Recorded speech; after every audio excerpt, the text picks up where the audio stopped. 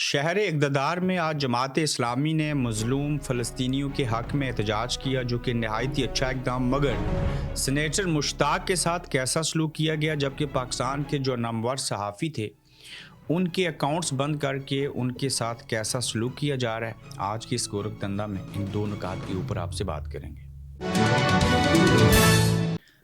السلام علیکم، آپ دیکھ رہے ہیں گورکھ دندہ، ابرار قریشی آپ سے مخاطب ہوں۔ جماعت اسلامی نے بڑا اچھا احتجاج کیا، مختلف مکاتب فکر کے لوگ شامل تھے۔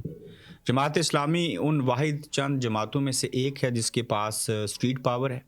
اس جماعت کے اندر جو ہے وہ جمہوریت نظر آتی ہے، جمہوری پارٹی ہے۔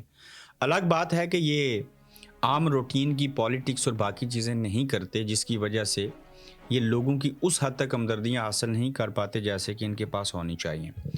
احتجاج کا مقام امریکی سفارتخانہ مقرر ہوا تھا، تاہم فارم 47 کی قائم موجودہ حکومت جو کہ ڈرپوک حکومت ہے، اور اس حکومت کے جو حمایتی ہیں، جو ادارے ہیں، انہوں نے کہا کہ اگر کوئی ہمارے اکاؤنٹ کو یعنی کہ امریکہ والوں کے سفارتخانے کی جانب آیا تو اس کے ساتھ سختی سے نمٹیں گے، کسی کو یہ اجازت نہیں ہوگی کہ وہ امریکی سفارتخانے کی طرف جائے۔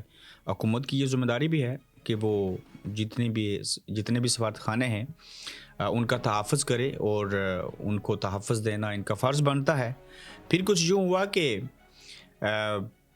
مظلوم مسلمانوں کے زخموں کی پرواہ نہ کرتے ہوئے، ڈالروں کو ترجیح دیتے ہوئے، انہوں نے جماعت اسلامی کو اتوار کے روز وقت دیا جس دن سفارتخانہ بند ہوتا ہے۔ پھر جماعت اسلامی نے سفارتخانے کے سامنے جانے کا پروگرام کینسل کیا اور اسلام آباد ایکسپریس وے پر ہی مجمع اکٹھا کیا اور وہاں پہ تقاریر کی۔ اس احتجاج میں مختلف مکاتب فکر کے لوگ شامل تھے اور بڑی تعداد میں تھے، اور اس بات کا کریڈٹ 100% ہم جماعت اسلامی کو ضرور دیں گے۔ اور جماعت اسلامی کو ایک عرصے کی خاموشی کے بعد شہر اقتدار میں، دارالحکومت میں، اسلام آباد کے اندر جو مظلوم مسلمانوں کے لیے آواز اٹھائی، وہ یقیناً داد کے مستحق ہیں۔ مگر ذرا ٹھہریے، رکیے، غور کیجئے اور اس بات کے اوپر غور کیجئے کہ کیا اس کو منافقت کہوں، اس کو بے حسی کہوں، اس سے میں بد اخلاقی کہوں، اور ایسی چیز کہوں جس کے اندر احساس نام کی کوئی چیز نہیں ہے۔ سابق سینیٹر مشتاق احمد جو ایک لمبے عرصے سے، چاہے مسلم لیگ نون کے اوپر ظلم ہو، پی ٹی آئی کے اوپر ہو، پیپلز پارٹی ہو، ان کی اپنی جماعت ہو، بلوچستان ہو، کشمیر ہو، مسئلہ کشمیر ہو، فلسطین کا ایشو ہو، انہوں نے تمام چیزوں کے اوپر ہمیشہ سے آواز اٹھائی اور ہتھکڑیاں لگی، جیلیں کاٹی، اور خاص کر فلسطین کے معاملے کے اوپر انہوں نے ان نامساعد حالات کے اندر بھی جماعت اسلامی کی پوری جماعت ایک طرف اور ان کے ایک سینیٹر جو ہیں مشتاق احمد سابق وہ ایک طرف ہوں تو یہ اس پوری جماعت کے اوپر برتری حاصل ہے ان کو۔ مگر ہوا کچھ یوں کہ فلسطین کے مظلوم مسلمانوں کے لیے آواز اٹھانے والے جو سینیٹر مشتاق تھے، انہیں سٹیج کے اوپر بلانا تو دور کی بات، انہیں تقریر کرنے کا موقع دینا تو دور کی بات، انہیں اتنا نظر انداز کیا گیا کہ ایک بے باک، ایک نادار، باکمال شخصیت اور لیڈر، وہ سینیٹر مشتاق اس احتجاجی دھرنے سے نہ خطاب کر سکے، نہ وہاں سٹیج پہ جا سکے، بلکہ انہیں نیچے سیڑھیوں کے اوپر، تھڑے کے اوپر بیٹھنا پڑا، اور وہ عام بندوں کی طرح وہاں پہ موجود تھے اور ذرا بھی جماعت اسلامی نے ان کو گھاس نہ ڈالی۔ یہ وہ سینیٹر مشتاق ہیں جو نہ صرف آج بلکہ روز اول سے مظلوم مسلمانوں کی خاطر آئے روز احتجاج کرتے ہیں اور کئی بار جیل گئے ہیں، اور ریاست پاکستان کے طاقتوروں کی ناجائز طاقت کے خلاف ہمیشہ آواز بلند کرنے پر بدترین نتائج کا ان کو سامنا کرنا پڑا، یہاں تک کہ ان کے بھائی کو بھی گزشتہ دنوں شہید کیا گیا۔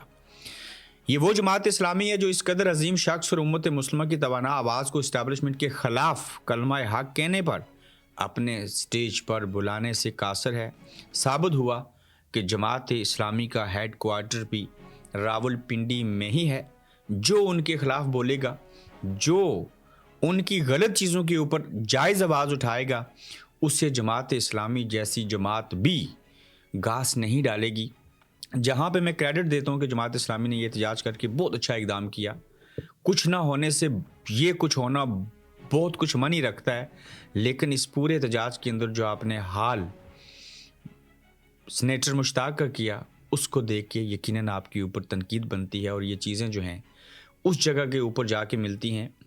आलिया हमज़ा हो, कोई और बंदा हो, वो किसी और जमात इस्लामी हो या किसी और के एहतजाज में चले जाएं जो कि फ़लस्तीन के हक़ में, इज़राइल के ख़िलाफ़ हो, तो उससे आलिया हमज़ा को गिरफ़्तार करके अडयाला जेल में डाल दिया जाता है। लेकिन आपको इस्लामाबाद में एहतजाज की इजाज़त मिल गई और फिर जो मुश्ताक अहमद हैं उनको तकरीर करने का मौका ना देना और स्टेज के ऊपर ना बुलाना, इससे साबित होता है कि ये मैच बिटवीन जमात इस्लामी और पिंडी के फिक्स मैच था। उसके बावजूद मैं इनको क्रेडिट देता हूँ। फिर यहाँ पे देखिए पाकिस्तान के जो बेशतर सहाफ़ी हैं उनके अकाउंट्स जो हैं वो बंद कर दिए गए हैं। बैंक अकाउंट्स की बात हो रही है। शहबाज हुकूमत का तनकीद करने वाले यूट्यूबर्स के खिलाफ बड़ा क्रैकडाउन। सदीक जान, इमरान रियाज, समी इब्राहिम, साबर शाकर, असद तूर समेत दर्जनों यूट्यूबर्स, उनके बहन भाइयों, अहलिया तक के बैंक अकाउंट्स फ्रीज कर दिए गए हैं। असद तूर की 80 साला वालदा का पेंशन अकाउंट भी बंद है, ये सनाउल्लाह खान कह रहे हैं। अब ये क्यों किया गया? जो कि ये सच बोलते थे। इनके पर्सनल अकाउंट्स क्यों बंद किए गए? कि इनमें जो यूट्यूब से पैसे मिलते हैं वो ना आ सकें। जब इनका अपना अकाउंट बंद होगा तो वो ज़ाहिर है बीवी का, बहन का, भाई का, वालिद का, वालदा का अकाउंट देंगे ना। इन्होंने इन तमाम रिश्तेदारों के अकाउंट भी बंद कर दिए।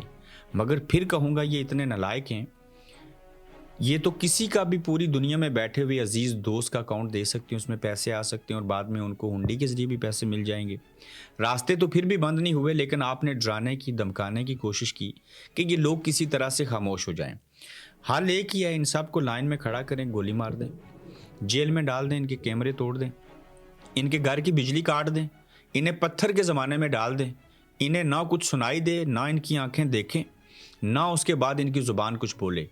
बासूरत दीगर ये अकाउंट्स बंद करना, उसमें पैसे ना आ सकें, रिश्तेदारों को जलील करना, पेंशन तक बंद कर देना असद तूर की वालदा की, ये ऐसी ओछी और भयानक किस्म की हरकतें हैं कि ये हरकतें करने के बावजूद भी इन लोगों को आप खामोश नहीं करवा सकेंगे।